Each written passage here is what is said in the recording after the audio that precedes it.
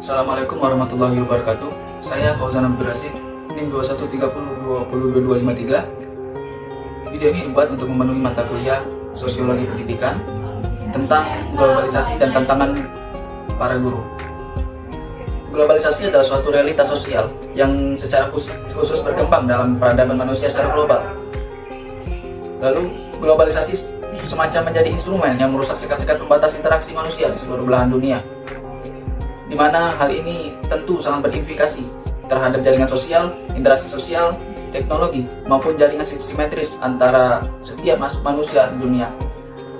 Kajian ilmiah mengenai globalisasi dibahas secara diakletis sebagai berbagai akademisi di dunia, utamanya akademisi ilmu sosial, yang mana diskusi akademis mengenai globalisasi banyak dibedah dalam spektrum ilmu sosiologi, ilmu politik, maupun hubungan internasional. Menurut Malcolm Walters, profesor sosiologi Universitas Tasmania, globalisasi adalah sebuah proses sosial yang berakibat budaya menjadi kurang penting yang terjemah dalam kesadaran orang lain. Menurut Malcolm Walters, profesor sosiologi dari Universitas Tasmania, globalisasi adalah sebuah proses sosial yang berakibat pembatasan geografis pada keadaan sosial budaya. Budaya menjadi kurang penting yang terjemah dalam kesadaran orang lain. Dampak globalisasi di Indonesia adalah tidak dapat dibantah bahwa globalisasi adalah fenomena sosial yang bereproduksi dengan matang di abad 21 ini. Indonesia menjadi negara Asia yang merasakan dampak nyata dari globalisasi. Menurut Nur Haidah dan M. Insya Musa, dalam artikel ilmiahnya berjudul "Dampak Pengaruh Globalisasi bagi Kehidupan Bangsa Indonesia", terdapat dua dampak, yaitu positif dan negatif. Dampak positifnya adalah masifnya globalisasi yang tumbuh subur di berbagai instrumen dan aspek dalam kehidupan sosial, memberikan gambaran beberapa dampak positif yang ditimbulkan, seperti yang pertama ada aspek umum. Yang pertama, pergeseran pola pikir masyarakat yang tradisional irasional menjadi modern dan rasional. Kedua, berkembangnya ilmu, pengetahuan dan teknologi. Dan yang kedua, aspek hukum dan pertahanan dan keamanan. Yang pertama, menguatnya supremasi hukum dan demokratisasi dan HAM. Yang kedua, regulasi hukum dan undang-undang yang terbuka serta representatif. Yang ketiga, menguatnya tuntutan agar hukum dapat akuntabel dan transparan. Yang ketiga, aspek sosial dan budaya. Meningkatnya pembelajaran mengenai tata nilai sosial budaya, cara hidup, dan paradigma berpikir masyarakat. Meningkatnya etos kerja yang tinggi, rasional, dan independen dari masyarakat. Yang keempat, ada aspek ekonomi, liberasi di sektor perdagangan barang dan jasa. Dua, sirkulasi perdagangan luar negeri berimplikasi terhadap defisit perdagangan nasional. Banyaknya perusahaan asing yang berinvestasi di Indonesia. Ada dampak negatif globalisasi. Yang pertama, aspek umum, pola hidup yang konsumtif. Dua, sikap individualistik, westernisasi sebagai sebuah gaya hidup, dan disparitas sosial. Kemudian di aspek hukum, semakin lunturnya masyarakat gotong royong dan solidaritas antara masyarakat. Yang ketiga, ada aspek sosial dan budaya, diseminasi budaya barat yang negatif kepada masyarakat Indonesia, kemudian memudarnya apresiasi terhadap nilai-nilai tradisional. Kemudian ada masuk ke dalam materi profesionalitas guru atau tantangan pada guru.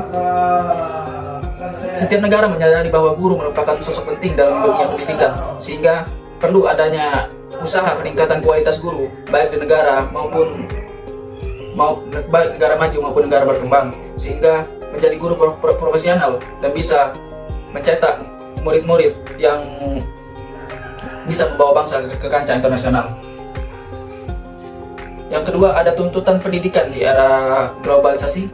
Globalisasi merupakan sesuatu yang tidak bisa lepas dari perkembangan zaman saat ini, meskipun tidak ada pengertian yang tunggal dalam menjelaskan apa arti globalisasi tersebut. Paling tidak secara terminologi, kata globalisasi dapat diartikan sebagai sebuah proses yang mendunia atau globe yang berarti dunia. Istilah globalisasi berasal dari kata global yang dalam bahasa Inggris berarti embracing the whole of a group of the item, yaitu merangkul keseluruhan kelompok yang ada di dalam globalisasi. Terdapat saling ketergantungan atau independence dalam masalah sosial, kultural, dan politik, suatu bangsa akan saling mengait dengan bangsa lainnya. Contohnya dari hasil KTT Bumi di Brazil berpengaruh pada kebijakan perhutangan di Irak dan Iran, dan sikap Eropa terhadap Bosnia pada beberapa waktu yang lalu sangat berpengaruh kepada kebijakan politik negara lain. 3. Tantangan pendidikan di era globalisasi.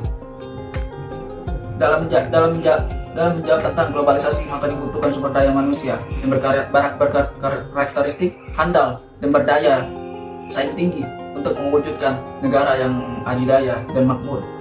Maka dibutuhkan karakteristik pendidik yang ideal. Masuk ke dalam ke bagian 4, karakteristik pendidik yang ideal. Untuk menjadi pendidik yang ideal dan profesional, maka tidak mudah. Hal ini dimaksud bahwa seorang pendidik membutuhkan beberapa persyaratan, baik persyaratan yang batinnya maupun lahiriah. Seperti yang diketahui sebelumnya, bahwa profesi sebagai pendidik adalah suatu profesi yang membutuhkan kualifikasi, kompetensi, dan dalam tugas sebagai pendidik, memahami perkembangan anak dalam mendukung proses belajar di kelas.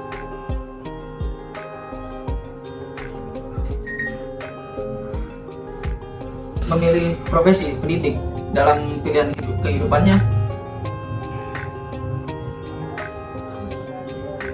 Seorang yang memang memilih profesi pendidikan dalam pilihan kehidupannya, idealnya bersangkutan harus mengembangkan 3 kemampuan utama: pribadi, sosial, dan profesional.